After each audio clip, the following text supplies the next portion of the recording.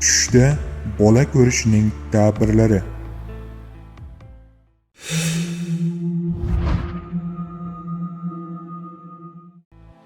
Tushda emayotgan bolani ko'rish xursandchilikka ishoradir. O'g'il bolani ko'rish xushxabar deb ta'birlangan holda, biror ayol quchog'ida o'g'il bola borligini ko'rsa, xafa bo'ladi.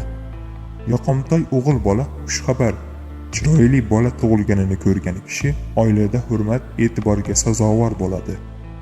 Yoqimtoy chaqaloq farishtadir. Xunuk bola tuqqanini va bolaning yig'laganini ko'rgan ayol o'ngida ham shunday holatga duch keladi.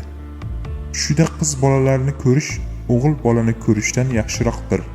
Kichik qizaloqni ko'rish oson qo'lga kiritiladigan daromadga ishoradir. Shuningdek, quvonch va barakaga ham.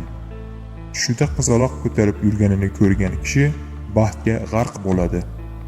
Xotinining qiz tuqqanini ko'rgan kishi boshlanadigan ishning muvaffaqiyatli bo'lishini anglatadi. Qizining vafot etganini ko'rish nasibaning kamayishini bildiradi. Unutmang, tush ta'birlari bashorat emas, hamma narsani bilguvchi zot yolg'iz Allohdir.